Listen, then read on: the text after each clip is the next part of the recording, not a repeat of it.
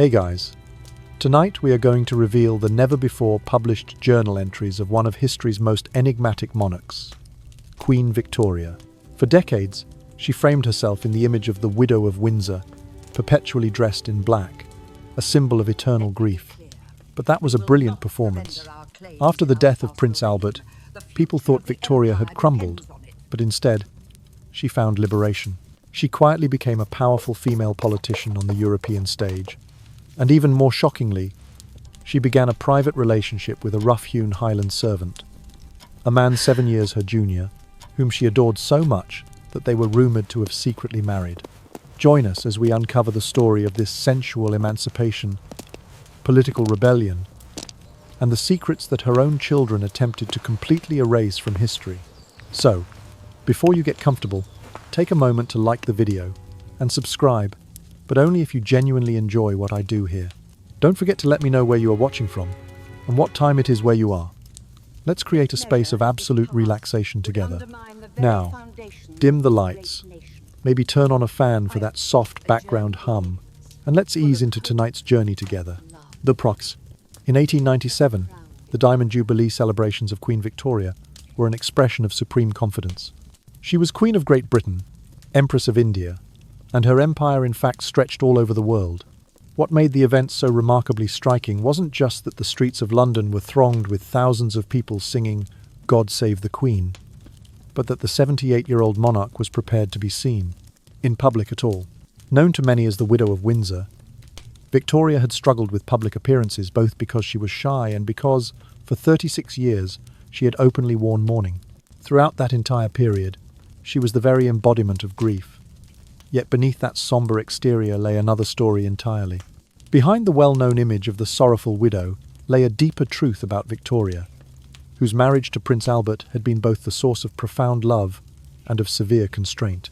The loss of her beloved husband and the passing of her mother struck her like a cruel blow, but they also marked the beginning of a process of liberation for a woman who had spent her entire life living in the shadow of domineering men. In her childhood and her early years as a young queen, Victoria had been a mere pawn in political games. Prince Albert had wielded her pregnancies as tools to consolidate his own influence, and even punished her when she dared to resent that power. Yet in widowhood, though, bereft and at times unmoored, Victoria found herself free to embark on a way of life, and on relationships that would make the last decades of her life the most productive and the most fascinating. Fortunately for historians and for us, she committed every ounce of her emotional journey to paper, writing more than 50 million words in diaries and letters. Some of these writings were deemed so shocking by her children that they were destroyed after her death. I have spent the last 5 years reading Queen Victoria's unpublished journals and correspondence, and I have come to feel something bordering on awe. Behind that stout old woman dressed always in black, sitting dutifully at her writing table, was a passionate human being who, contrary to popular belief, was often and easily amused. The contrast between public perception and private reality is striking. On public days, Victoria appeared as a monument to duty and grief, her black gowns trailing, her face a mask of solemnity. Spectators would stand in the cool morning air, craning their necks to glimpse the carriage that carried her. The very act of leaving the palace grounds was a spectacle in itself, and yet when she returned to the solitude of her writing chamber, the sorrow dissipated into laughter and vivid recollections. In those private hours, she spun out reflections on everything from the absurdities of court etiquette to the simple delight of birdsong at dawn. It was during her widowhood that Victoria discovered a new kind of authority, not the authority endowed by crown and title, but the authority of self-expression. She wrote of her love for the quiet solitude of Windsor, of her fascination with Gothic architecture, and of the deep solace she found in nature. She recorded the nuances of her friendships with confidants, some of whom were originally servants, and the mischievous jokes that lightened her evenings. Though Albert's influence had once shaped every aspect of her life, she now found the courage to shape her own world. In those 50 million words lie not only the story of a monarch, but the story of a woman rediscovering herself. Each entry in her journal is a testament to her resilience. She wrote through the sleepless nights of grief, through the pangs of loneliness, and through the quiet exhilaration of newfound freedom.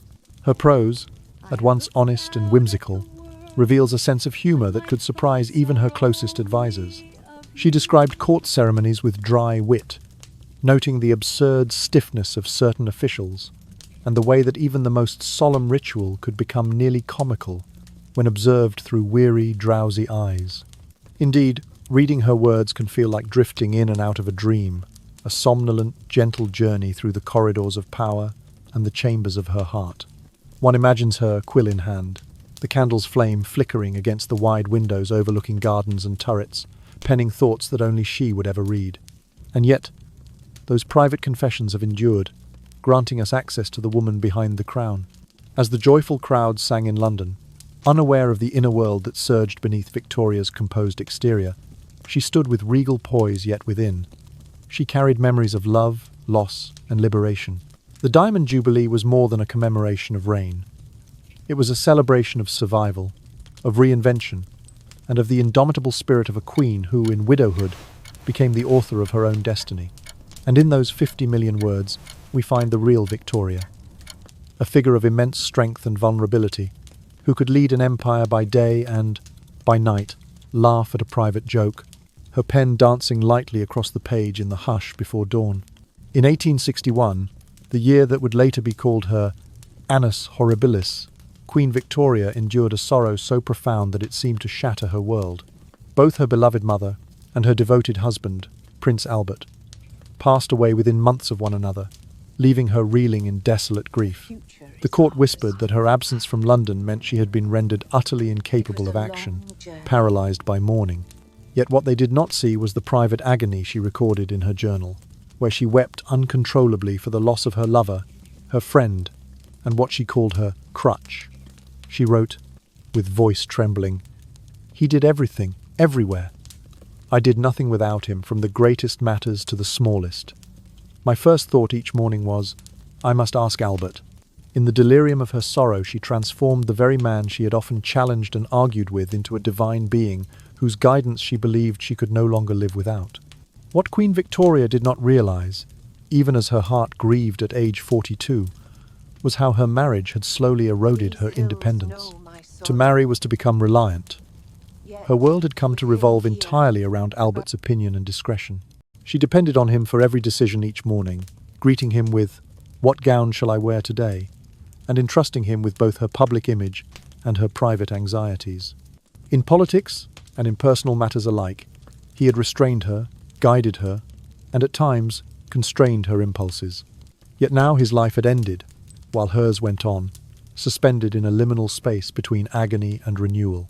It was at this tender crossroads, in the cool air of Coburg, now part of modern-day Germany, but then the home of her birth, and the birthplace of both her husband and her mother, that Victoria took her first faltering steps toward freedom.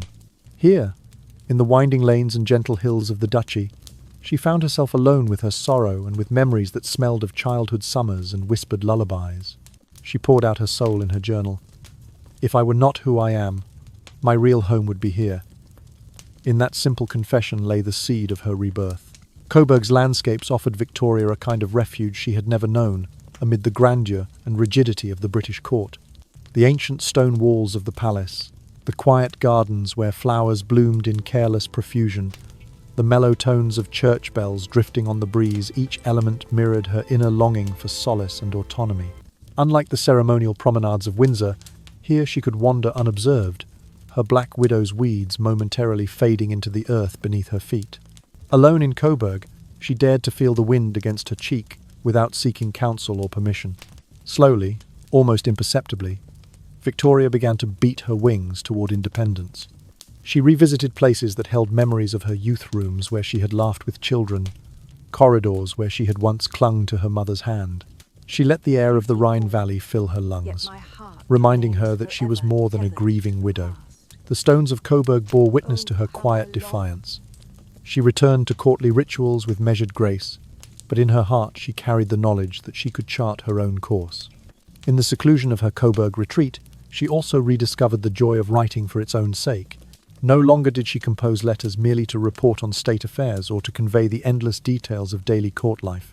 Instead, she captured the scent of linden trees after rain, the distant melody of folk songs drifting from village squares, the tremor of hope when a letter from her daughter arrived. Her pen moved more lightly, as though untethered from the weight of duty. Each paragraph was a small act of liberation, proof that her mind and spirit remained her own, even when her body wore the trappings of black velvet and lace. Yet, even as she embraced this new chapter, Victoria did not rush to abandon her identity as the Queen. She continued to perform her official duties with diligence, wearing her crown and robes when summoned, maintaining the dignity expected of her station. But beneath the formality, there shimmered a private resolve. She was no longer the child, queen swayed by the will of her husband. She was a mourning widow reclaiming herself with each quiet step on German soil. In Coburg, the seeds of Victoria's transformation took root. The sorrow that had once threatened to engulf her became, instead, the catalyst for self-discovery. She would return to England with a renewed spirit and a heart both scarred and strengthened by loss. The grand processions and jubilant crowds of London would soon see a different Victoria, one who had beaten her wings against the darkness and learned at last to soar again. Victoria was 3/4 German by blood, and she adored the land and its people with a devotion that stirred even the keenest English observers. She once confided in her journal that the very air of Coburg smelled like Albert, and she would breathe it in as though inhaling his memory. When she first returned to Coburg in the early months of 1862, her brother Ernst invited her to stay at his grand Ehrenberg Palace in the heart of town, but Victoria's heart yearned for a quieter refuge. She chose instead to take up residence at Rosenau Castle, the picturesque hunting lodge nestled among rolling hills and dense forests, about 5 miles from town, the very place where Prince Albert had been born. Every oak-shaded path, every hidden glade, held echoes of his childhood laughter and dreams, and Victoria walked them with a reverence born of both love and longing. On a pale spring afternoon of 1862, Victoria inscribed a line in the guest book of Rosenau that spoke volumes. Victoria Regina, the desolate widow of my beloved Albert. The ornate script trembled slightly, as though her hand still quivered from sorrow. Visitors who found that entry later would remark on the haunting beauty of those words, how they captured both her regal dignity and the raw vulnerability of a woman standing alone in the echoing halls of memory. Not far from that guest book lay a treasure room, tended carefully by descendants of the ducal family. Among the heirlooms was a portrait of a young Albert, freshly arrived in England, clad in the stiff finery of the Victorian court, yet with eyes bright and hopeful.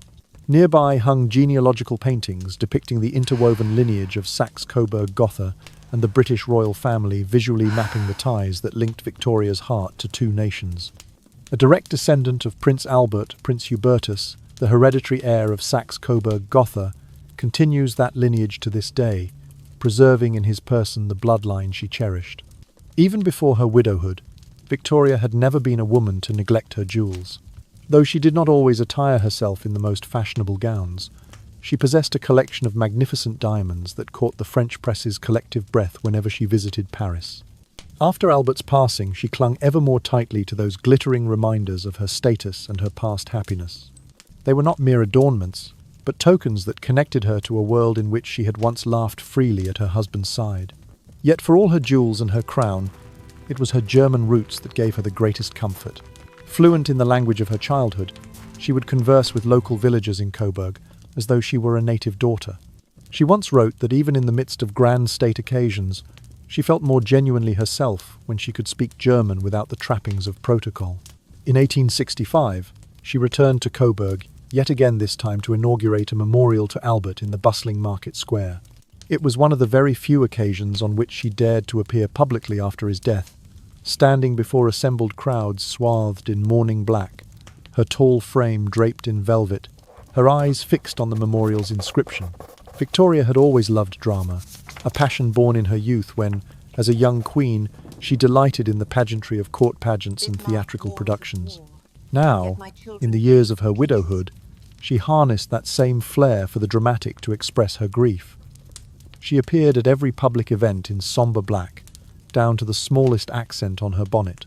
She wished those who encountered her to share in her sorrow, to feel the weight of her loss as acutely as she did. In those processions, she moved with a deliberate pace, each step measured as though she were conducting a solemn ritual. Courtiers and onlookers found themselves hushed in her presence, sensing that the Queen's sorrow was not a private matter, but a collective lamentation. When music played a solitary bugle's call or the soft tolling of a distant bell, Victoria would pause, her gloved hand lifting to steady a trembling fan, and allow the sound to wash over her, as though it were the echo of Albert's farewell. Yet there was also a quiet tenderness in her display of mourning. In the evening, when the crowds had dispersed and the lamps in Rosenau's windows dimmed to a soft glow, Victoria would retreat to her private chamber and lay a single white rose on Albert's portrait. In the hush of those moments, she would whisper fragments of letters she had written to him long ago, as though speaking into the lingering presence of his spirit. It was a performance of grief, but also an act of love, one that she controlled with the precision of a seasoned actress, ensuring that every gesture conveyed the depth of her devotion without losing her royal composure. Thus, in those years between 1862 and 1865, Victoria's attachment to Germany deepened into something almost sacred. Coburg became more than a place of refuge. It became the anchor of her identity. In every glade and turret of Rosenau Castle, she discovered new reasons to remember Albert, to honour his memory, and to find, within the solemnity of her loss, the first glimmers of the freedom that would one day lead her back to the world she had once ruled. Dr. Katrina O'Loughlin, a noted scholar of Anglo-German relations, has shed a new light on Queen Victoria's behaviour following Prince Albert's death. In her meticulous studies, O'Loughlin refers to Victoria as a poor psychologist, noting that Albert himself had pleaded with his wife not to lapse into excessive displays of mourning when he passed away. Yet Victoria did precisely the opposite. She placed him on a pedestal so high that each anniversary she dragged her children into the very room where he had breathed his last, compelling them to share in her ritual of grief. She lauded him endlessly, extolling his virtues to anyone who would listen, writing of his incomparable wisdom and portraying him as a paragon of perfection. In time, this relentless idealization backfired. Her offspring grew weary and resentful of the mythic father figure who seemed more statue than man. Their love curdled into frustration, and Victoria's constant recourse to Coburg became a bittersweet retreat rather than a balm for her soul. Coburg was, to Victoria, the very idea of home. There, she imagined, she might live quietly in a modest German dwelling beside Albert, free from the ceremonial trappings that defined her life in England. In Coburg's gentle hills, she could slip into German speech and be, at last, someone other than the monarch. When she spoke German, O'Loughlin observes, Victoria shed the omnipresent mantle of queen and delivered her true self, unfettered by protocol, more childlike and sincere. It was in this private German identity that she found genuine ease and a respite from the burdens of sovereignty. Yet Victoria's grief was not synonymous with weakness. Far from being overwhelmed, she was about to demonstrate a remarkable political acuity on German soil long before the nation itself would unite under a single crown. In 1863, the German lands remained a mosaic of duchies, principalities, and free cities, all diverging in their interests. The central question of the era was whether these disparate states would coalesce into a peaceful federation, or whether they would be coerced by the militaristic might of the northern kingdom of Prussia into forming a modern, centralized state. That summer, Victoria journeyed to Schloss Ehrenberg, the stately residence of her brother Ernst in Coburg's market town. She arrived not as a grieving widow seeking comfort alone, but as a sovereign ready to re-engage with the grand drama of European power politics. There, in those echoing halls once filled with her father's footsteps, she took her place alone between the twin camps of Prussia and Austria. Her diplomats watched with astonishment as the Queen herself negotiated preliminary steps toward harmony, long before any official envoy could set foot in the region. She entered the historic Hall of Giants, where once her parents were wed, and greeted the Emperor of Austria with measured courtesy. Together, they raised their glasses in a tentative toast to the notion of German unity. Across the table, though set a few paces back, stood the Prussian envoy, waiting for Victoria's overture. By placing herself physically and diplomatically between these two great powers, she asserted a role more akin to a mediator than a monarch bound strictly to English interests. As she took her seat that day, Victoria's mind must have roamed back to the countless morning consultations she had once shared with Albert. He had been her guide, her champion, and her constant companion, and now she was charting this delicate path entirely on her own. In her diary, she confessed to a flutter of nerves I feel so nervous being by myself, no longer having my dear Albert to guide, to cheer, to advise, and to pilot me through such grave difficulties. Yet that very anxiety underscored her determination. She would not shrink from challenges simply because she lacked the one person who had, until recently, helped her bear them. Her intervention in the German question, unofficial, yet unmistakable, sent ripples through European capitals. English newspaper editors had derided her seclusion as evidence of political irrelevance, but here in Coburg she proved them wrong. Her back-channel diplomacy laid the groundwork for more formal negotiations, demonstrating that a faded queen draped in mourning black could still exercise real influence on the continent's fate. Moreover, her presence underscored a broader message.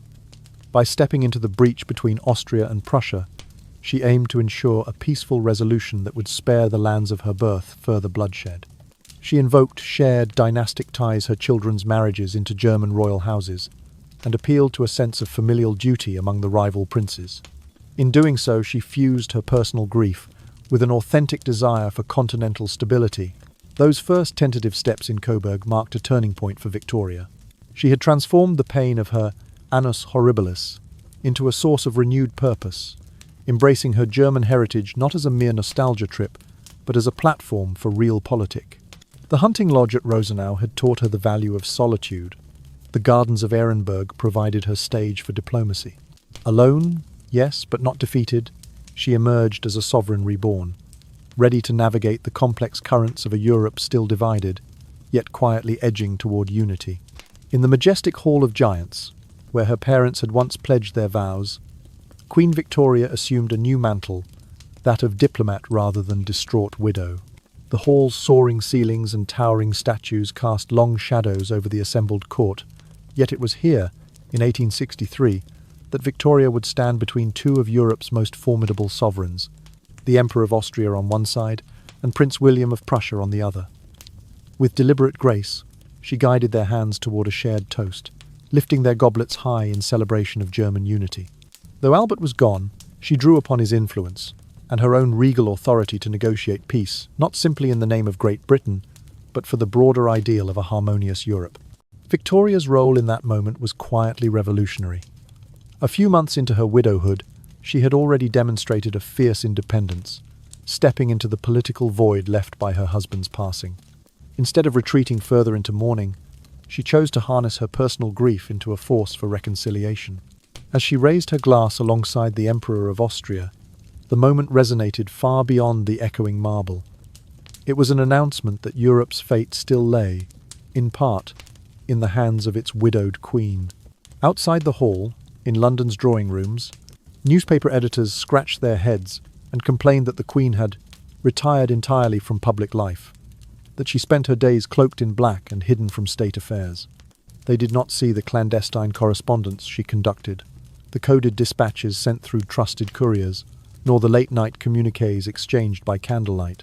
What appeared to be solitude was, in truth, a network of silent channels through which Victoria guided Austrian and Prussian ministers toward a compromise. She was, in O'Loughlin's words, an undercover stateswoman, quietly reshaping German politics with each whispered conversation.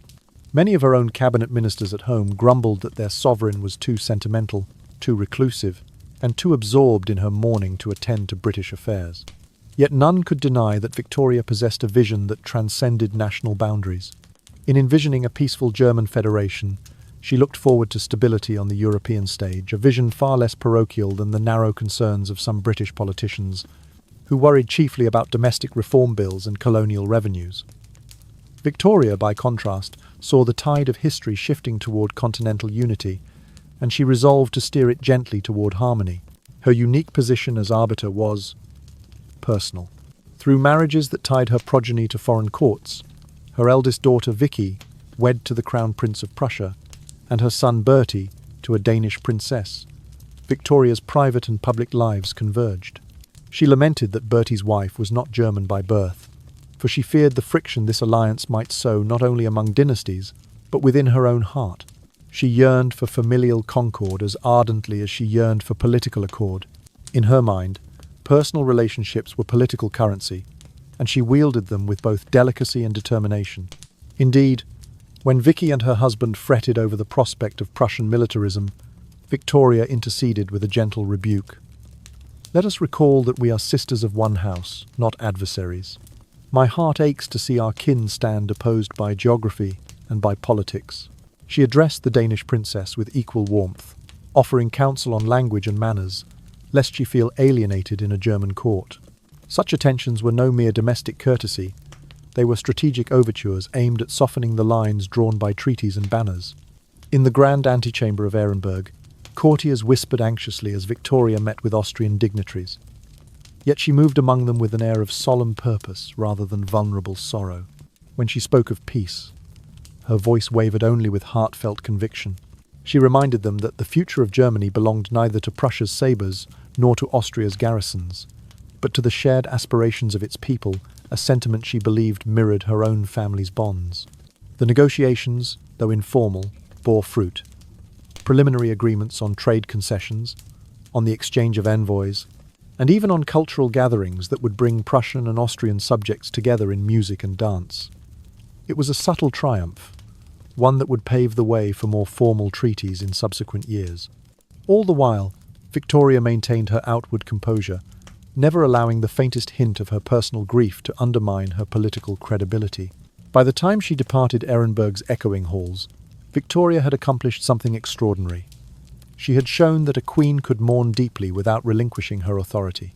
She had taken her place at the heart of a drama far larger than any royal wedding or coronation, a drama that would shape the destiny of a continent. And she had done so as a woman who, though dressed in the sombre vestments of widowhood, possessed an inner resolve as formidable as any monarch's sword. In that hall of giants, where marble giants looked down upon her, Queen Victoria stood not as a figure of tragedy, but as an arbiter of peace, a testament to the power of personal conviction to bridge political divides. She returned to her solitude with the quiet knowledge that she had taken her first steps toward forging a new European order, guided by the very love and loss that once threatened to define her entire existence. While Queen Victoria stood resolute on the international stage mediating the fate of German principalities, lifting her voice for a more peaceful Europe, she was also discovering an unexpected freedom in her private life back home. In her youth, she had looked to father figures wherever she could find them. The charismatic Lord Melbourne had guided her first steps as monarch, and then Prince Albert, her beloved consort, had steadied her through every significant moment. But in the decade following Albert's passing, Victoria found herself in the company of another man who would come to mean everything to her. In her 36th year of widowhood at the age of 45, she wrote of him with gratitude that trembled on the page. I feel that I have here and always in the house a good, devoted soul, whose only object and interest is my service, and God knows how much I need to be cared for. These were the words of Queen Victoria describing Mr. John Brown, the Highland servant brought down from Balmoral to attend her at Osborne in 1864. Brown was 7 years younger than the Queen, ruggedly bearded, and garbed in the familiar tartan kilt of his beloved Scotland. He embodied the very opposite of princely etiquette, straightforward, unpretentious, and utterly devoted. It is scarcely an exaggeration to say that without the Highlands of Scotland and Mr. Brown's friendship during those 10 years, Queen Victoria might well have lost her mind. She had adored Scotland ever since her earliest royal visits with Albert, enchanted by its wild glens, craggy peaks, and the brisk, invigorating air that felt worlds away from the stifling halls of Windsor and Buckingham Palace. There, among heather-strewn moors and ancient pines, she found a solace that no court ritual could provide. John Brown, a native of those same Highlands, was the perfect companion for her. He knew the secrets of the landscape, the best walking paths, and the quiet spots where one could watch the lochs shimmer under a drifting mist. He understood her in ways that her own family and courtiers did not. Where Albert had guided her with gentle firmness, Brown supported her with cheerful practicality. When her spirits sagged under the weight of years of mourning, he would burst into her presence with a boisterous laugh and a flask of whiskey, cajoling her into a brisk ride or a romp through the rose gardens at Osborne House. Their relationship confounded the rigid hierarchies of the Victorian court. Courtiers whispered that the Queen allowed her servant too much latitude, that she even reprimanded other household staff on Brown's behalf. Yet privately, she cherished Brown's blunt candour. He dared to scold her if he thought she needed it, and she welcomed his frankness. "He holds me in check," she confided to a visitor once, "and I like it far better than the endless flattery of noblemen." In the glow of a waning day, one might find Victoria and Brown strolling beside the fountain terrace at Osborne, where the Queen's silken skirts brushed against pebbled paths. Brown would point out rare wildflowers growing among the flagstones, or offer to read aloud from her beloved Scottish ballads.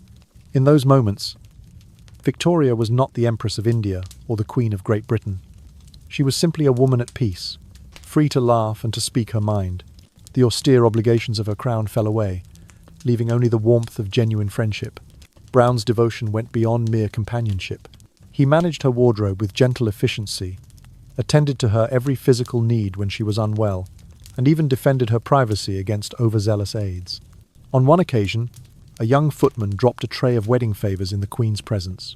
Victoria's temper flared, but before she could issue a harsh decree, Brown stepped forward, chastised the footman in plain Highland Scots, and ensured that the youth regained his dignity. Victoria watched, amused and grateful, as Brown's intervention turned potential offence into an opportunity for mercy. Their bond deepened each year. On the 4th anniversary of Albert's death, Victoria dared an extraordinary gesture. She brought Brown to pay his respects at Albert's mausoleum. She wrote that day of his tender pity, how he said in his simple, expressive way, with tears rolling down his cheeks, "I felt for you, but what could I do for you? I could die for you." In that confession lay the truest testament to Brown's unique place in her heart. Yet for all the warmth of their friendship, there was no hint of impropriety in Victoria's correspondence on the matter. She referred to Brown always as her trusted servant and cherished friend, never suggesting scandal. In the very act of revealing his genuine care, she defied the stiff conventions that separated monarch from subject, reminding the world that she too was human, in need of affection and understanding. During those years at Osborne, as Europe's map shifted and her own role in German politics unfolded, Victoria found in John Brown a steadfast anchor to her personal self. He offered her laughter when the burdens of state threatened to overwhelm her, and unvarnished honesty when she most needed to hear it. In the winter hush of the Isle of Wight, she would sit by the fire in her sitting room, Brown by her side, sharing stories of the rugged Highlands as the wind rattled the mullioned windows. And in those hushed, drowsy hours, the Queen drifted between memories of a lost husband, the solemn duties of reign, and the gentle comfort of a servant's unyielding loyalty. Thus, even as Victoria shaped the destiny of nations beyond her shores, she discovered that the truest freedom might be found not in grand public triumphs, but in the quiet companionship of a friend who understood her soul. And in the soft embrace of Osborne's gardens and the laughter of John Brown, she found the courage to unravel her chains of mourning and reclaim the fullness of her life. Raymond Lamont Brown, the official biographer of this Highland attendant, notes that Queen Victoria spent more time with John Brown than with any other individual, even more than with members of her own family. From the moment he arrived at Osborne in 1864, Brown was always at her side whenever she needed him. He understood her in ways that neither her children nor her ministers did. Despite being constantly surrounded by courtiers and advisers, Victoria remained profoundly lonely. Brown, acute observer that he was, told her plainly one afternoon beside the drawing-room hearth, "I think you are but a lonely little woman who needs to be drawn out of herself." And draw her out he did, gently but decisively, lifting her from the depths of her melancholy and into the warmth of genuine companionship. John Brown became Victoria's living encyclopedia, possessing an encyclopedic knowledge of her moods, interests, and neuroses. He remembered which port she preferred at supper, which ribbon colour cheered her on cloudy days, and which Shakespearean passages soothed her spirit. Brown dedicated his entire life to her service, never taking a holiday, never shirking his duty, persistently remaining at her beck and call. Each morning, long before the palace stirrings began, Brown ensured her dressing table was arranged just so, and each evening he lingered until her lamp was extinguished and her eyelids grew heavy with sleep. Such absolute devotion arguably surpassed even Prince Albert's marital vows. Albert, brilliant as he was, pursued his own political and personal agendas. He served his queen with loyalty, but also with an eye toward his own vision for the monarchy. Brown, by contrast, had but one agenda: Queen Victoria herself. From dawn till dusk, his purpose was to support her every need, emotional and practical alike. His was a selfless commitment, forged not from duty or ambition, but from a sincere desire to alleviate her loneliness and to restore her joy. Alongside his unwavering devotion, Brown possessed a frankness and a complete disdain for formal court etiquette. He would enter the Queen's private chambers unannounced, boots still dusted from the morning ride, and speak to her in plain Scots tongue. He would remind her, without hesitation, when she pressed her stomach too hard into a corset, or when she lingered too long over state documents after midnight. For a woman who presented a facade of steely composure, these candid interventions offered a surprising delight. Victoria relished his blunt honesty, observing that a monarch could do with fewer compliments and more straightforward counsel. Inevitably, Brown's irreverence infuriated the royal household. Ministers whispered that the Queen was letting herself be swayed by a mere servant. Family members bristled at his presence, accusing him of overstepping boundaries. Yet it was precisely these qualities, his utter disregard for protocol, and his singular focus on her well-being, that made him the perfect companion for Victoria. Prince Albert, though noble and refined, was often beset by ill health and propriety. He did not share his wife's zest for noisy cattle roasts or her penchant for midnight poetry readings by lamplight. Brown, however, revelled in both. In the salon at Osborne, Brown would encourage the Queen to join him in a hearty toast, raising a glass of his beloved Scotch whisky. He would laugh boisterously at her witticisms and regale her with tales of Highland lore. As he recounted legends of bonny Prince Charlie or recited verses in Gaelic, Victoria would lean forward, eager for each syllable. In those moments, she was not the Empress of India or the Widow of Windsor, but a woman entranced by the simple joys of life. Brown's companionship taught her that joy could exist even amid the hush of mourning. Beyond their shared moments of merriment, Brown provided a stabilizing presence during state crises. When political tensions flared, whether over the succession debates or the push for parliamentary reforms, Brown offered a listening ear and a steady hand. He never pretended to understand the intricate machinations of government, but he understood Victoria's need for unwavering support. When ministers arrived with reports, Brown would stand nearby in respectful silence, then guide the Queen afterward to the Rose Garden, where she could breathe freely and let the weight of office slip from her shoulders. Lamont Brown's research reveals that, in Brown's unwavering service, Victoria found a mirror for her own steadfastness. She saw reflected in him a loyalty untainted by ambition, a devotion that required no recompense. In turn, Brown saw in her a sovereign worthy of such loyalty, a ruler whose greatness lay not only in her titles, but in her unguarded humanity. Their relationship, forged in the lonely years after Albert's death, illuminated the Queen's capacity for deep affection and vulnerability, qualities often concealed behind the formidable exterior of the monarch. When Brown fell ill once with a severe fever that kept him bedridden, the Queen herself attended him with anxious devotion. She would hover at the foot of his bed, fretting over his temperature and whispering words of encouragement. Her ministers, scandalized at the sight of Her Majesty in such a domestic scene, could scarcely reconcile it with the Queen who negotiated treaties at Coburg and presided over imperial ceremonies in London. Yet it was in these very contradictions that the true essence of Victorian reign emerged, a fusion of crown and heart, of duty and devotion, personified by a Queen and her Highland companion, whose bond transcended rank and redefined the meaning of loyalty in the highest echelons of power. Brown was fond of whisky, and often drank to excess. He delighted in adding a generous splash of Scotch into the milk bottles meant for the royal twins, then breaking into a boisterous chorus of "Don't be thirsty, Victoria," whenever the children protested the strange taste. The Queen, though she would never admit it in writing, owed a part of her emotional liberation to those tipsy moments, and to the man who provided them. While Albert had guided her with gentle sobriety, it was Brown who freed her capacity for enjoyment and merriment, and Victoria drank that freedom in, revelling in every stolen laugh. With Brown by her side, she rediscovered the simple pleasure of riding across the lawns of Osborne House, her skirts fluttering behind her as the ponies cantered over the dew-drenched grass. Laughter rang out between them, echoing off the turreted walls.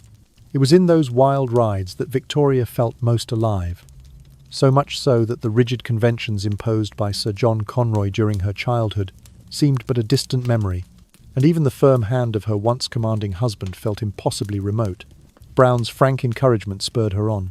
urging her to lean forward in the saddle, to feel the wind in her face and the rhythm of the horse's hooves beneath her. Victoria had longed for that kind of unguarded joy, an antidote to decades spent under the weight of protocol and duty. Albert, for all his kindness and intellect, had never cared to join her in whiskey-fueled antics or to risk a stumble on an unbridled mount. Brown offered her a stark contrast, a friend who would stumble and laugh, and never once scold her for who she was. He did not merely serve her, he elicited from her a side of herself. She had nearly forgotten that carefree girl who had once danced at court balls and pressed flowers into her journals. It was this very openness and total devotion that Victoria confided she found so comforting. "What a solace," she wrote in her private notes, "to have Brown's care so simple, so understanding, and unlike that of any ordinary servant." In the hush of her bedchamber, warmed by a fire's glow, she would share confidences with him that she dared not speak to ministers or to her children. Brown held her in a framework of respect tempered by candid truth, ensuring that every indulgence, every extravagant burst of emotion, remained tethered to her dignity as queen. One evening, a footman hurried into the room bearing a tray of sweets meant for the royal supper. He tripped on the hem of his tunic, sending crystal bowls crashing to the tiled floor. Victoria, startled and annoyed, sprang to her feet, her voice ringing out, "He must be dismissed to the kitchens!" But before her decree could reach the courtier's ears, Brown stepped in. He strode forward, chest heaving beneath his kilt, and rebuked her with a pointed Scots accent. "Woman, what are you doing? Do that poor daddy a good turn yourself." The footman, wide-eyed, was immediately forgiven. Victoria, taken aback by Brown's audacity, felt a surge of admiration. Here was a man who dared to correct a monarch, yet whose very frankness made her heart lighter. She realized that Brown's irreverence was not disrespect, but rather an expression of his care, a desire to protect both her and the hapless servant from needless hurt. In that moment, the Queen tasted once again the thrill of true friendship, unclouded by deference or fear. Beyond his courage to speak frankly, Brown filled a deep emotional need in Victoria's life. He recognized her loneliness not alleviated by courtiers or children, but soothed by the steady presence of someone who truly knew her. He was her confidant in moments of self-doubt, her fellow conspirator in small rebellions against court strictures. In the starlit gardens of Osborne, they would wander side by side, she in her silken robe of midnight blue, he in his familiar tartan, and speak of everything from Highland legends to the folly of mortals. In the haze of those tranquil nights, Victoria allowed herself to drift between sorrow and delight, her mind heavy with both the weight of her crown and the warmth of Brown's laughter. He had indeed drawn her out of herself, as he had promised, freeing her from the confines of rigid ceremony and reminding her that even a queen could simply be a woman in need of a friend's kindness. Their companionship endured through storms of politics and personal loss alike, a testament to the power of devotion that transcends rank, and to the sweet freedom found in the company of an unlikely confidant. On the 4th anniversary of Prince Albert's death, Queen Victoria made a decision that utterly defied convention. Instead of retreating further into the privacy of her grief, she invited John Brown to join her in paying respects at Albert's mausoleum in Frogmore. It was 1865 when, 4 years to the day after her beloved consort's passing, Victoria arrived at the tomb, dressed in her customary black, every seam and pleat as immaculate as the day she last saw him alive. Brown, standing beside her in his simple Highland attire, followed her steps down the candlelit corridor until they reached the marble sarcophagus. Victoria's journals for that solemn morning reveal how deeply she valued Brown's presence. After the service, when she returned to her private chambers at Osborne House, Brown came to see her. He stood quietly by the door, his frame silhouetted by the fading light. Then, with a voice both earnest and tender, he spoke words that moved her more than any tribute could have. Tears glistened on his weathered cheeks as he said, "I did not like to see you at Frogmore this morning. My heart ached for you, and I knew not what I might do to ease your pain. I could die for you. No one could ever replace Prince Albert. His counsel, his gentle strength, his unwavering partnership had shaped every aspect of Victoria's life. But in that moment, she understood that she needed another kind of masculine crutch to support her through her mourning. Brown, whose devotion knew no bounds, provided precisely that. His words, simple yet profound, reassured her that she need no longer lean on memories alone. She could rely on a living presence to steady her through the lurching tides of sorrow. Yet, in the very same year, Victoria demonstrated the contradictory nature of her character. Thrust into the public eye by her defiance of expectation, she then chose to share her most private thoughts with the entire reading public. In 1868, she published Leaves from the Journal of Our Life in the Highlands, a selection of entries from her personal diaries chronicling the years she spent in Scotland with Albert and, increasingly, with Brown. It was a bold act. Never before had a reigning monarch published her private writings. Those chapters, bound in green cloth and embossed with gold, revealed a side of Victoria that no official portrait could capture. She wrote of crisp Highland mornings, of the scent of heather carried on damp breezes, and of the laughter she shared with companions around crackling hearths. She described the solace she found in riding across misty glens, when Brown would guide her steed with steady assurance. The book sold out almost immediately, becoming a bestseller and spreading the Queen's innermost feelings across Britain and beyond. To the courtiers at Windsor and the ministers in Whitehall, this publication was scandalous. They had long assumed that their sovereign, cloaked in perpetual black, lived only for her grief, and yet here she was, exposing her heart to every man and woman who cared to read. Victoria, ever the dramatist, had invented the concept of "feel my pain," long before it became a rallying cry for modern public figures. By inviting the world into her Highland reveries, she shattered the barrier between monarch and subject, allowing common readers to glimpse the laughter, tears, and reflections of their queen. Yet the volume stood in stark contrast to the image of Victoria, the weeping widow. There were no dry recitations of protocol or bloodless accounts of state affairs, only poetry, pathos, and the simple joys of life, unencumbered by palace etiquette.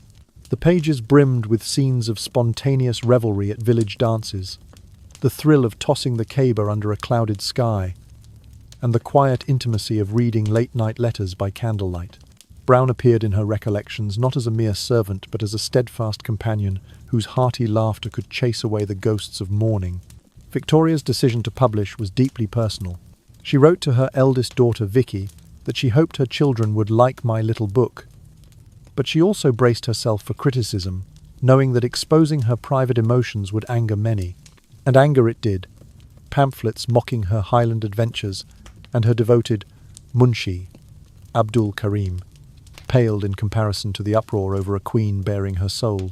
Yet for every detractor, there were countless admirers who found comfort and inspiration, in her words, delighted to see their sovereign as a woman of flesh and feeling, not a distant icon perched on the edge of history.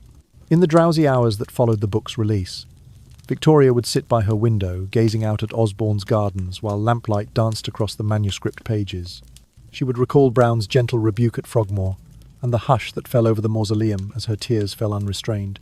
She would remember the thrill of sharing her Highland memories, and the quiet pride in knowing that her voice had reached beyond palace walls.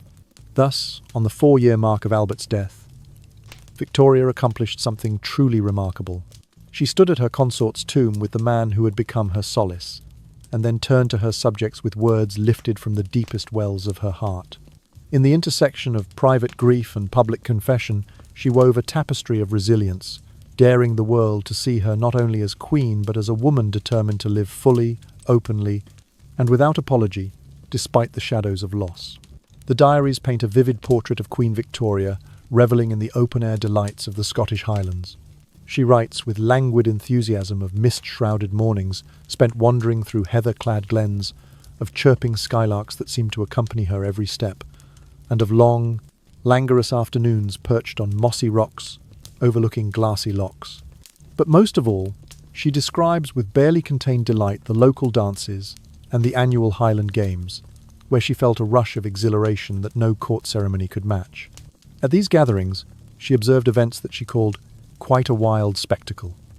Men heaved massive hammers, launched wooden cabers high into the air, and heaved stones with impressive force. Yet she noted, with her characteristic half-smile, that the competitors looked very cold indeed, garbed only in thin linen shirts and kilts, their bare legs braving the brisk mountain air. Victoria seemed captivated by the rugged camaraderie of the contestants, by the rhythmic thump of hammer on target, and by the way their breathing formed little clouds in the autumn chill. Although the content of these diary entries was fairly mild, mere snapshots of rural merriment, the fact that they were published caused an uproar. Titled, Leaves from the Journal of Our Life in the Highlands. Each volume was bound in soft green cloth embossed with gilt lettering that glittered like dew in the morning Sunday. To the astonishment of the literary world, over 100,000 copies flew off the shelves almost immediately, making the Queen a best-selling author overnight. Yet, if there was a true hero of these volumes, it was undoubtedly John Brown. The Queen's children, who scarcely appeared in her Highland recollections, found themselves sidelined and deeply displeased. Their mother's unabashed admiration for Brown, her constant praise of his jokes, his loyalty, his tales of the glens embroidered the diaries so thoroughly that they seemed almost scandalous. Victoria, blissfully unaware of her progeny's discomfort, even wrote to her eldest daughter Vicky, seeking validation for her little book. She asked, in her gentle hand, whether Vicky and her husband had enjoyed the descriptions of village dances and tossing the caber. Vicky, however, had good reason to avoid the topic. The Queen's shameless glorification of her Highland attendant had become fodder for a sensational pamphlet circulating in New York, titled John Brown's Legs. The pamphlet mockingly dedicated itself to those extraordinary limbs, bruised and scraped, without which no Highlander's dance could be complete.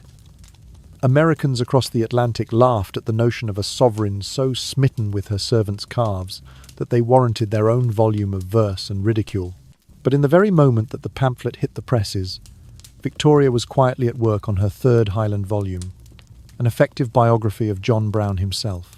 She described his life in glowing terms: his childhood in the Glen of Ahurlo, his early days as a stable hand at Balmoral, and the moment she first encountered his frank, comforting presence at her writing table. The new manuscript promised to reveal Brown's heroism in calming her darkest days, to memorialize the servant-turned-confidant who had become integral to her daily life. In letters to close friends, Victoria confessed that she delighted in turning the tables on the critics. While Americans ridiculed John Brown's legs, she was crafting chapters that would elevate his memory far above any caricature. She wrote of his steadfast courage, his unpretentious humor, and his unparalleled devotion, how he once saved her from despair with nothing more than a well-timed joke and a flask of whiskey. Meanwhile, back in London, courtiers exchanged raised eyebrows over the Queen's literary exploits. They fretted over what a Sunday sermon on the morals of servants might say, lamenting that their sovereign seemed more interested in rustic pastimes than in imperial governance.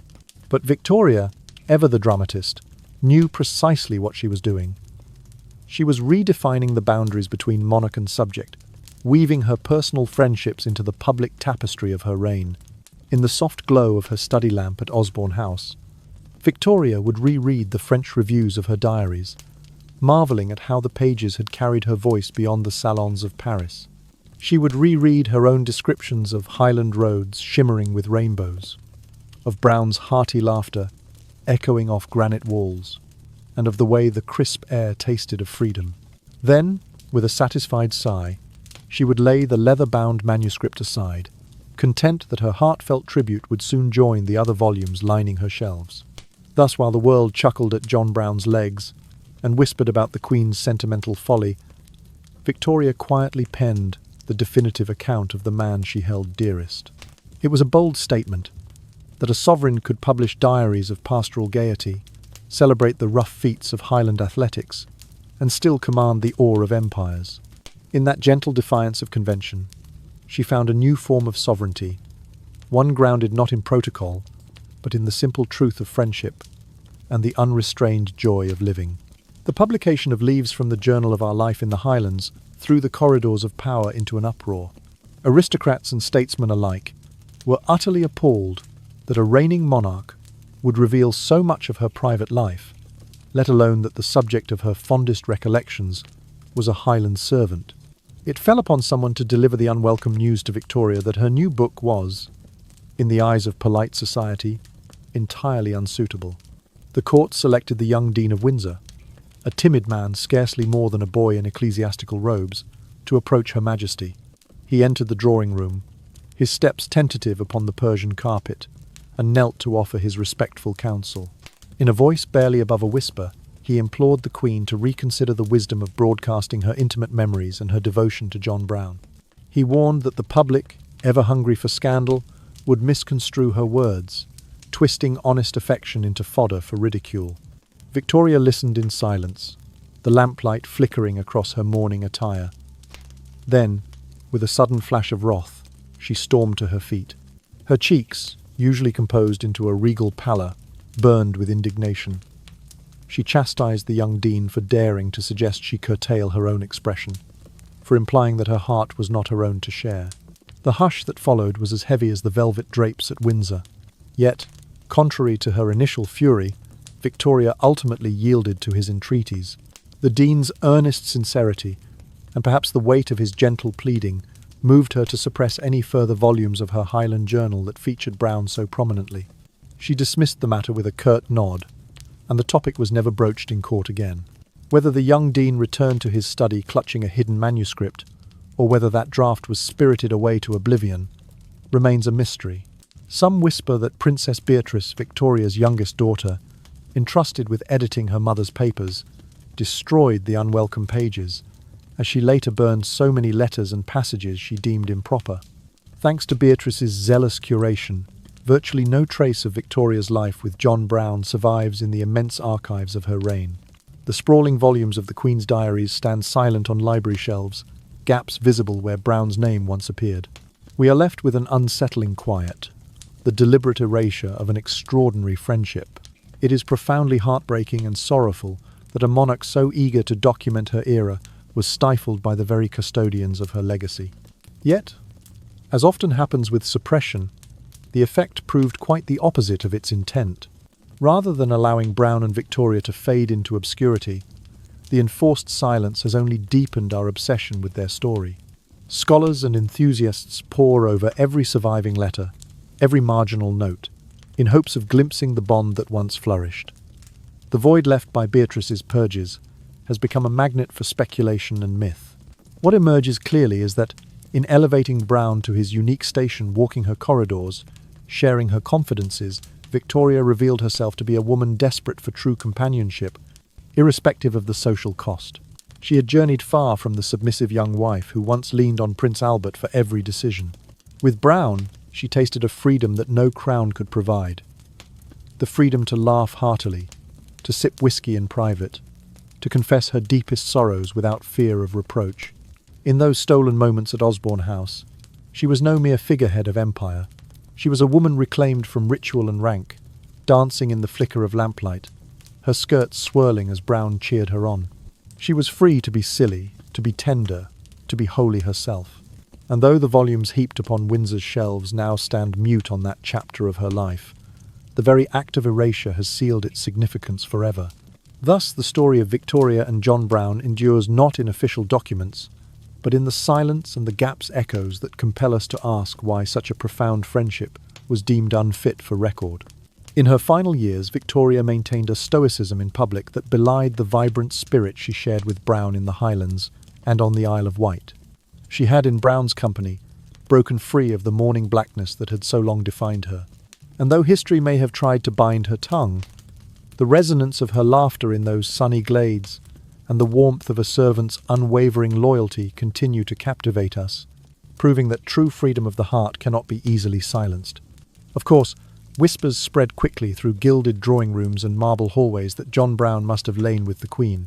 It was never the idea of a monarch male or female sharing a bed with a servant that truly scandalized onlookers. It was the notion of a woman breaching the rigid class barriers that sent them into a frenzy. Had Victoria been a king consorting with a lady's maid, the gossip would have been dismissed as royal eccentricity. But the thought of a reigning queen engaging in intimacy with her Highland attendant upended all the Victorian proprieties. As rumours of a secret marriage and even an illegitimate child spread like wildfire, the courtiers muttered darkly of dynastic shame. They imagined hidden ceremonies in candlelit chapels, the secret birth of a royal love-child carried off to the Isle of Wight, and the quiet hush of corridors whenever Brown's footfall neared the Queen's private apartments. The scandal alone threatened to dethrone her reputation, yet she carried on with serene disregard, as though she floated on a higher plane beyond the reach of idle tongues. One of the very few individuals likely to know the full truth of Victoria's relationship with Brown was her final physician, Sir James Reed.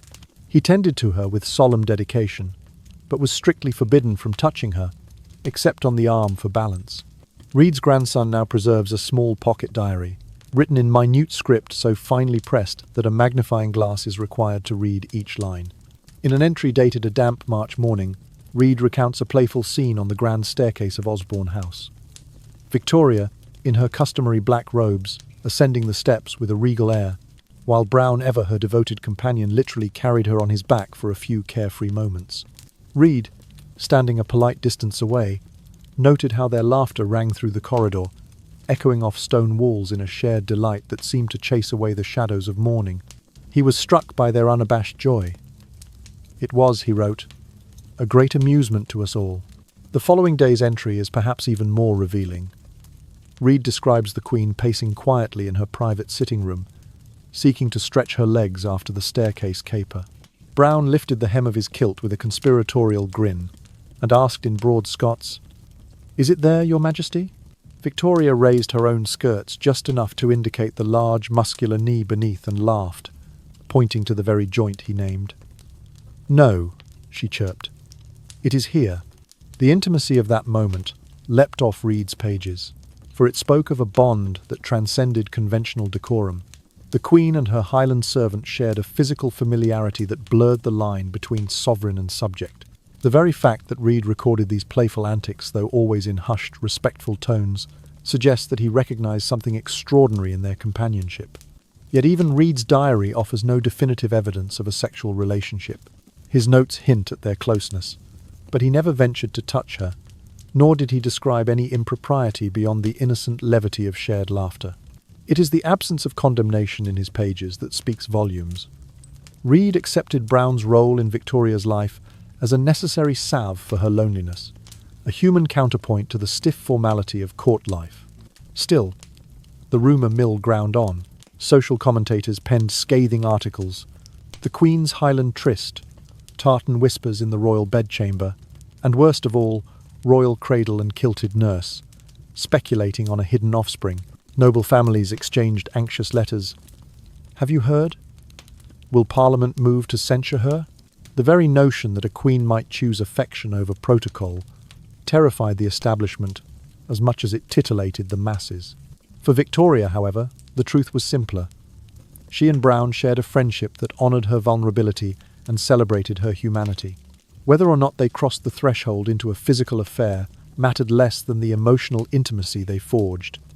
He was her partner in laughter and her accomplice in rebellion against the sorrows of widowhood. He offered her a space where she could drop the mantle of Empress of India and simply be a woman in need of warmth and levity. In the glow of evening lamplight at Osborne, Victoria would often turn to Brown with a conspiratorial twinkle. "You, sir, have the one true remedy for my melancholy." Brown would reply with a hearty Scots laugh and a chaste bow, as though to affirm that even queens deserved the comfort of a loyal heart. Their friendship remained, in the end, a private sanctuary, one that no amount of courtly outrage or whispered scandal could dismantle. Thus, according to the subtle testimony of Sir James Reed's tiny diary, Victoria and Brown moved together through those years in a dance of intimacy that defied the conventions of empire. Whether they shared a bed or simply shared a precious freedom from grief, they forged a bond that remains, in its very ambiguity, one of the most compelling chapters of a queen's life. In the hush that followed Reed's final entries, we catch the echo of two souls who found in each other not scandal, but solace, and in that solace, a quiet kind of liberation that few at court could ever understand. There has long been a quiet whisper among the Reed family that Sir James Reed, Her Majesty's final physician, understood the true nature of Queen Victoria's relationship with John Brown. His descendants recall how they would tease their grandmother Sir James's widow about the Highland servant and his closeness to the Queen. Each time, she would laugh and brush aside their jests, insisting that the life of a monarch was none of their concern. Yet behind her gentle dismissal lay the unspoken understanding that Sir James had seen far more than any courtier. Sir James attended to Victoria with unflagging devotion, yet he was never permitted to touch her beyond the lightest support of her arm. He was always mindful of protocol, but he observed everything. The playful way Brown would steady her when she stepped from her carriage, the warmth with which they exchanged confidences by the drawing-room hearth, and the secret smiles they shared behind closed doors. The Reed family legend holds that he witnessed moments of intimacy so tender that he felt compelled to record them in his tiny diary, though always with deference to her privacy. Despite the swirling rumours of a clandestine marriage or an illegitimate offspring, those closest to Sir James came to believe that no sexual relationship ever transpired between Victoria and Brown. They reasoned that, had there been any physical dalliance, the Queen and her servant would have been more discreet, even more cautious in concealing it. Brown's frank bravado and Victoria's openness about her affection speak to a bond of trust and warmth, but not necessarily one that crossed into consummation. Moreover, there is a medical detail that further dispels whispers of a sexual affair. Upon her death, Sir James Reed performed the final examination of the Queen and noted that she suffered from a prolapsed uterus. Such a condition would have rendered any form of intercourse not only excruciatingly painful but perhaps altogether impossible. This very physical impediment, recorded in Reed's clinical notes, suggests that while Victoria may have longed for the comfort of male companionship, she could not have engaged in traditional marital relations with Brown. Consequently, the biographer reconstructing these events from Reed's overlooked entries finds the idea of a conventional love affair not only unlikely, but implausible. It seems almost farcical to imagine the Queen bearing a child by her servant under such circumstances. The spectre of an illegitimate royal offspring, while titillating to the gossip columns, collapses under the weight of medical fact and the absence of any credible evidence. Nevertheless, whenever the biographer discusses Queen Victoria's days with John Brown, the same question arises: what exactly was their relationship? Were they lovers? He candidly admits that on this point he remains entirely agnostic. Theirs was certainly not the deep, solemn union Victoria had shared with Prince Albert. There was none of the formal contract, none of the dynastic ambition, none of the private sorrow that had bound her to her prince consort. Their connection was different, fleeter, more tactile, without the legal or ceremonial trappings of true matrimony. Victoria herself was profoundly open about her devotion to Brown. She spoke of wanting him to hold her in public, to carry her when she grew weary, to share laughter that echoed through castle corridors.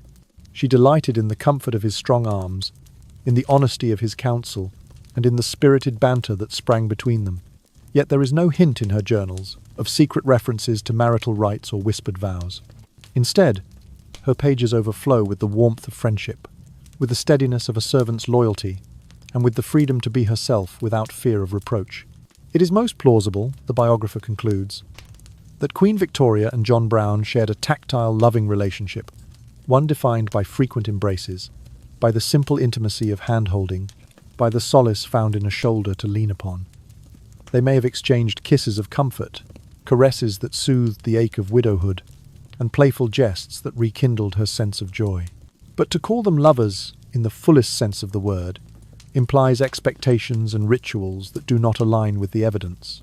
In Victorian society, a queen shielding her heart behind protocol might seem an unyielding figure, yet in her moments with Brown, Victoria allowed herself to dissolve into tenderness. His devotion was an act of service, yes, but also an expression of genuine affection. He upheld her dignity even as he brought laughter to her lips, and she returned that with gratitude as deep as any love. So when the question arises, and it always does, were they lovers, the answer remains murky. The truthful response is that their bond was singular, one that blended the roles of monarch and servant into a partnership of mutual care. It was a communion of spirits, a fellowship that honoured both Victoria's regal sorrows and her human needs. Brown's presence at her side was a testament to the power of friendship to heal, to liberate, and to provide the comfort that even a crown cannot bestow. And so it is that the narrator stands as an agnostic witness to their story, acknowledging the whispers and rumours, weighing the medical facts, and ultimately recognizing that the most authentic relationship need not fit neatly into the categories of convention. Victoria and Brown needed each other, and that need transcended titles and taboos. In the lingering hush of history, we find not a scandal, but a rare portrait of a queen's quiet yearning for compassion and the servant who gave it freely, without pretense, without shame, and without promise of anything more than the solace of each other's company. Queen Victoria was never one to fit neatly into a mould, despite lending her name to an era often associated with propriety and moral strictness. In reality, she radiated the exact opposite spirit. She cherished John Brown's candor and found comfort in his unguarded warmth. Yet she recoiled from the reticence and stiffness of those who surrounded her at court. This disdain extended, most notably, to the Liberal Prime Minister, William Ewart Gladstone. To Victoria, Mr. Gladstone is a very dangerous man, and very arrogant, tyrannical, and obstinate, with no real knowledge of the world or of human nature. Her critique were never veiled. She wielded every weapon in her arsenal. Her moods, her ailments, even her very persona to counter what she perceived as the Liberal Party's attacks on the monarchy itself.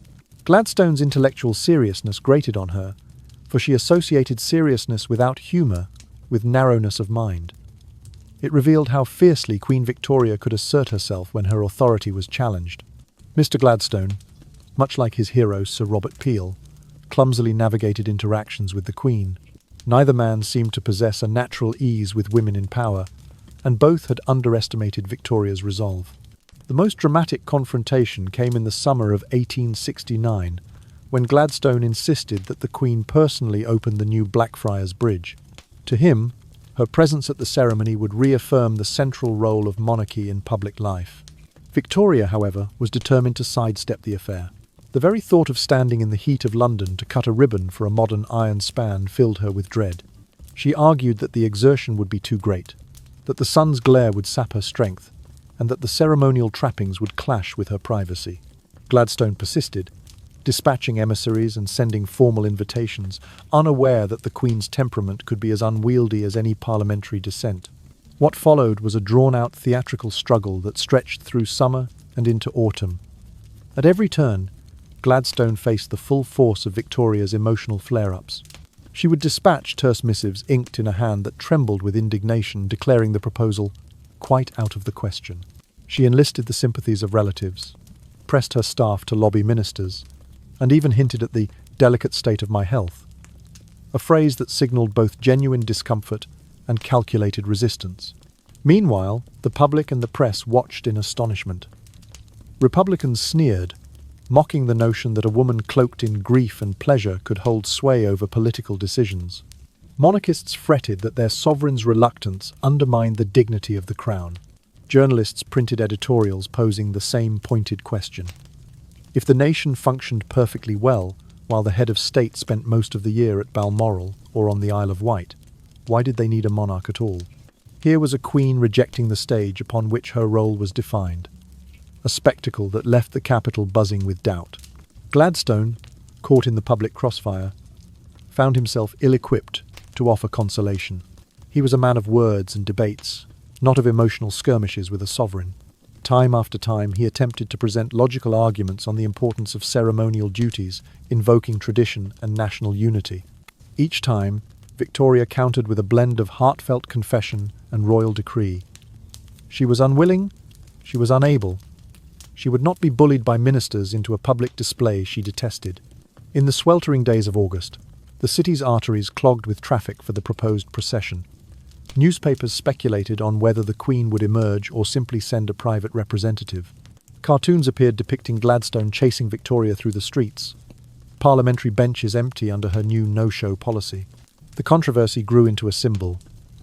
Was the monarchy merely a figurehead to be paraded at will, or did it retain the right to choose its engagements?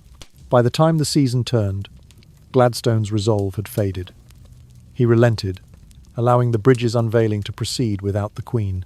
Instead, she sent a brief, stately letter of congratulations, and the ceremony went on with the Duke of Cambridge standing in her stead. For Victoria, it was a triumph of personal will. She had defended her emotional boundaries against the demands of state protocol. The clash left Gladstone wary of overstepping again, and it reminded ministers that the Queen's authority extended beyond mere ceremonial symbolism. Victoria's refusal to open Blackfriars Bridge became a defining moment of her reign, a demonstration that she would not be a passive instrument of government, but an active participant whose humour and humanity could unsettle even the most experienced statesman. And so, in that summer of 1869, Queen Victoria reaffirmed her refusal to be confined by expectations. She showed that a queen, though draped in mourning black and bound by tradition, could still assert her freedom her displeasure, and her right to choose. In doing so, she added yet another chapter to her remarkable legacy. A legacy not of blind obedience to protocol, but of a spirited determination to live on her own terms. To silence the persistent question of why the Queen refused to open Blackfriars Bridge, Prime Minister Gladstone resolved to parade this little woman across the structure himself, and Queen Victoria was equally determined not to be bullied. She dug in her heels and replied in a clipped dispatch, "The Queen is much surprised to be teased and tormented about this bridge. Nearly 3 weeks ago, when asked by Mr. Gladstone, she refused to open it, stating that the fatigue of the entire affair would be too great in one day. Her moods swung like a pendulum. One moment she would absolutely refuse, the next she would concede that perhaps she could brave the ceremony. But when at last Victoria decided she would indeed preside over the opening, she caused quite a commotion in London. Society columns buzzed that the Queen was summoned from Balmoral to cut a ribbon, only to contradict herself in a flurry of royal indecision. Caught in the crossfire was her private secretary, Colonel Henry Ponsonby, a man known for his wry sense of humour and his unwavering loyalty. Ponsonby learned early on that to contradict the Queen was to court disaster. The most famous anecdote of his service goes as follows. Upon remarking that 2 and 2 made 4, Victoria declared, "No, they make 5. When Ponsonby gently persisted that 4 was indeed correct, she replied, "No, you are wrong." Recognizing the futility, he said simply, "I leave it," and bided his time until she was ready to resume the argument on more agreeable terms. In that moment of patience, the tension dissolved, and conversation resumed as though nothing had happened. Ponsonby's skill lay in knowing when to interject and when to step back. He often employed his gift for levity to diffuse the Queen's more tempestuous moods. During the heated weeks of protest over Blackfriars Bridge, he would slip her notes of wry observation quips about summer dust or a stray squirrel in the palace gardens that would prompt Victoria's full-throated, unrestrained laugh, known among her courtiers as the full royal mad laugh. Yet Victoria's hostility toward Gladstone persisted right up to his resignation and beyond. When the old statesman, who had devoted his entire life to public service, finally stepped down, she committed what many considered her most shameful act. She sent him not one word of thanks. The resignation statement she recorded in her journal was chillingly perfunctory, offering him only, "My best wishes for health and happiness." For a man who had served as Prime Minister on and off for nearly 3 decades, it was a sting both cold and unapologetic. Long before her enmity with Gladstone crystallized, Victoria had fallen under the spell of his chief rival, Benjamin Disraeli. His brand of one-nation conservatism resonated deeply with her own instincts, a politics of unity that embraced all classes. Disraeli understood exactly how to win the Queen's favour, blending political cunning with personal charm. He flattered her with nicknames such as Fairy Queen or the Enchantress, lavishing compliments that painted her not as a distant sovereign, but as a magical figure worthy of legend. Disraeli was genuinely fond of Victoria, yet he did not shy from leveraging their friendship for political ends. He recognized that the soul of one-nation conservatism needed a figurehead who embodied stability and benevolence, and he found that person in his Queen.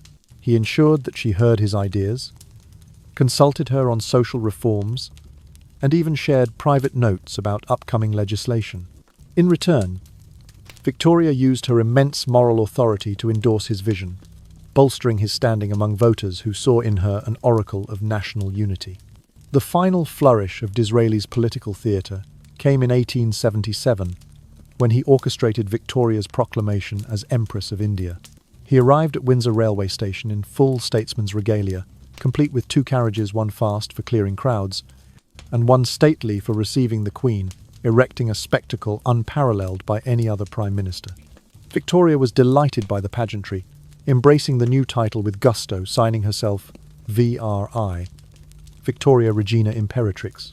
For the first time, while Gladstone had sought to parade the Queen for a bridge opening, Disraeli enlisted her in a grander scheme, to cast her as the living symbol of an empire on which the sun never set. She revelled in the idea, writing to friends that it was the greatest honour of my reign. In return, Disraeli secured the perfect ambassador for his One Nation motto, a monarch whose very name inspired loyalty across every class and colony. Thus, in the theatre of Victorian politics, two prime ministers played starkly contrasting roles in the Queen's life. Gladstone, with his rigid intellect and lack of humour, found himself unprepared for a sovereign who insisted on her own terms. Disraeli, on the other hand, sensed Victoria's longing for both affection and authority, and he cultivated her friendship to forge a political partnership that reshaped the nation. In her later years, Victoria would recall these rivalries with a mixture of pride and exasperation. Gladstone tested her temper and her patience, teaching her that even a queen must sometimes dig in her heels. Disraeli, with his flattery and flashes of genius, reminded her that power could be wielded with both warmth and cunning.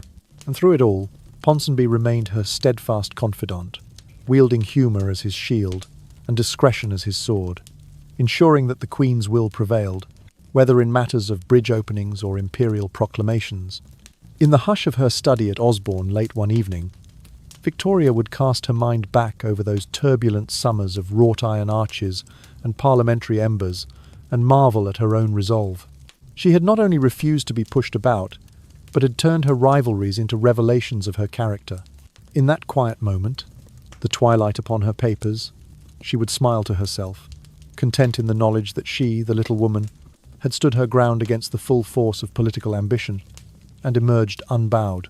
And so, as the dusk settles softly over the palace grounds and the day's last light drapes the turrets of Osborne in a gentle lavender glow, we draw the curtain on our tale. There is something profoundly calming in the knowledge that even the greatest of monarchs whose name has come to define an age of formality and restraint found in friendship the sweetest of freedoms, and in laughter the most healing of remedies. In the quiet company of John Brown, Queen Victoria discovered that the truest measure of power need not lie in thrones or ceremonies, but rather in the tender courage to be oneself, unguarded and unashamed. In their story, we find the value of companionship that transcends class and convention, the importance of honesty that dissolves walls of solitude, and the enduring reminder that even those who seem most bound by duty still long for warmth and understanding.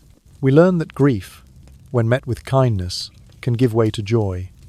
That authority, when tempered with humour, can become compassion, and that the greatest legacies are often the unspoken gestures of loyalty and the whispered promises shared in moments of stillness.